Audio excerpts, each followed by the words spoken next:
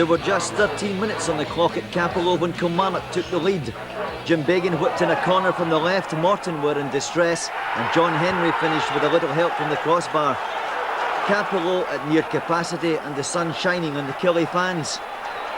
However, Morton did rally 24 minutes on the clock, and Derek Reilly inspires a wonderful save from Lekovic.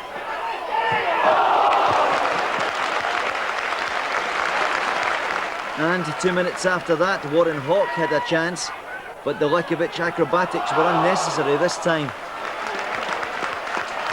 But it was all beginning to go Killie's way.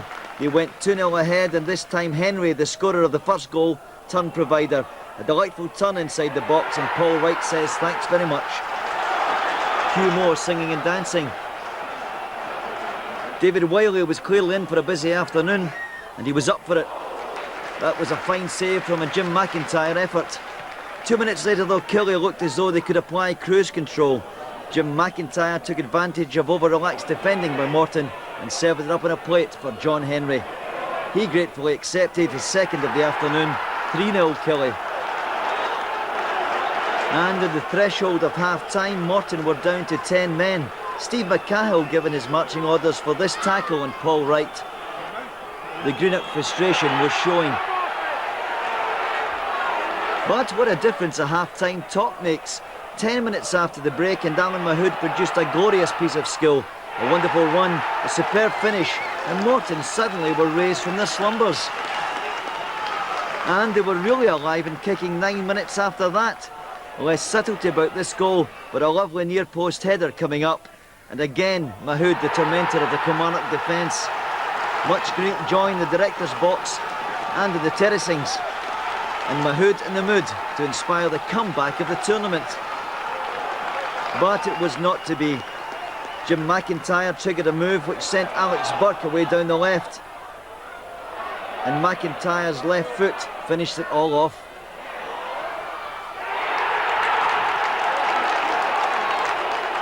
Relief for the Kilmarnock fans, and McIntyre left no one in any doubt just who had turned the tide back Killie's way. And the bottom line, 4-2 Kilmarnock. There was though a little bit of icing on the Kilmarnock cake. It was the completion of John Henry's hat-trick. A fine far post header wrapped up his afternoon, but substitute Tom Brown nearly stole his thunder by trying to get a touch on the line. No hard feelings from the scorer though. He understands the striker's eternal greed for goals. When I got the head on it, I thought it was going right into the net, but the wee man sort of tried to pull it away, it was telling me, but just striker's instinct for him, you know, so I don't bother with these kind of things. Did you think that game was over by half-time? Do you think you were cruising into the semi-final? Well, somebody had mentioned that in the dressing room at half-time check, and they get shot down, because in this game anything can happen, and you've seen there that Morton got back into it, and it took a good finish with Big McIntyre to sort of secure the win for us, you know, so they made us sweat a wee bit. But you are in the semi-finals, the job will be made Monday. Who do you fancy? It's got to be, you're hoping that you avoid Celtic check and just take it for there. Well, that would make a possibility of Falkirk and your old gaffer Alex Taunton. Yeah, the way the cup goes, that's possibly something that could happen. But as I say, if we avoid Celtic, then anything can happen, and hopefully it'll give us a lift for the league campaign.